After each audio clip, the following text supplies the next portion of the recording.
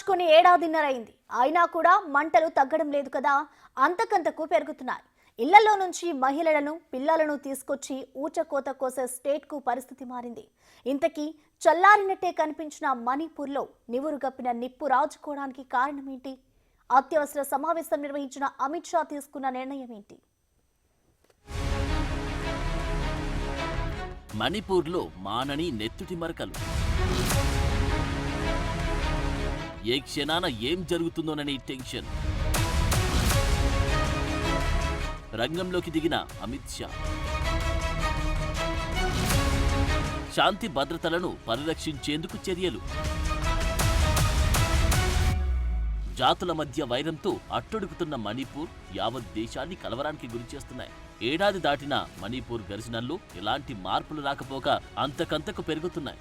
తాజాగా పరిస్థితులు మరింత ప్రమాదకరంగా మారాయి.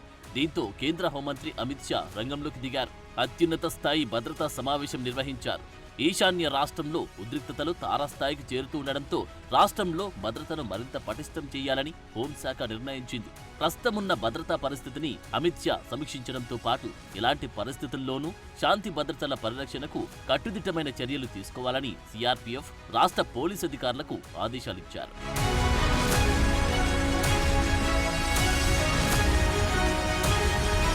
మణిపూర్కు అదనంగా 50 కంపెనీల సిఆర్పీఎఫ్ బలగాలను పంపించాలని కేంద్రం నిర్ణయించింది.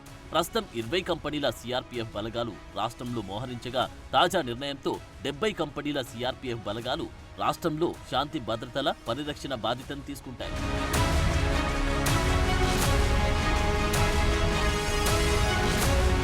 గత ఏడాది మణిపూర్లో చెలరేగిన జాతుల ఘర్షణలో 200 మందికి పైగా ప్రాణాలు కోల్పోగా వేలాది మంది నిరాశ్రయులయ్యారు. పరిస్థితి నివురుగప్పిన నిప్పులా ఉన్న తరుణంలో గత శనివారం నాడు తిరిగి హింసాకాండ చెలరేగింది.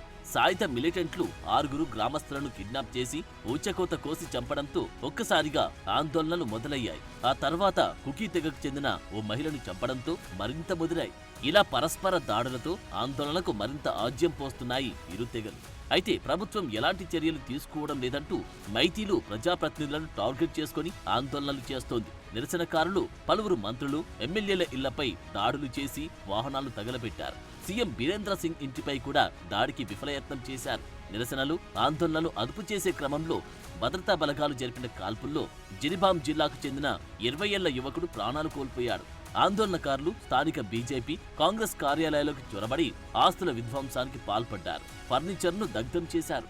మణిపూర్లో సంక్షోభం ముదురుతూ ఉండడంతో శాంతి భద్రతా వైఫల్యానికి నిరసనగా బీజేపీ సారథ్యంలోని బీరేంద్ర సింగ్ ప్రభుత్వానికి నేషనల్ పీపుల్స్ పార్టీ మద్దతును ఉపసంహరించుకుంది.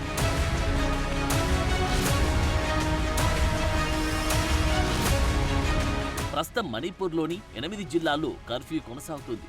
ఇంఫాల్ వెస్ట్, బిష్ణుపూర్, ఇంఫాల్ ఈస్ట్, తౌబల్సా, కాక్చింగ్, కాంగోక్పి, చురాచాంద్పూర్లో 2 రోజుల పాటు ఇంటర్నెట్, మొబైల్ డేటా సర్వీసులను నిలిపివేశారు. మరి కేంద్రం మణిపూర్పై ఫుల్ ఫోకస్ చేసి శాశ్వత పరిష్కారం కల్పిస్తుందా లేదా చూడాలి.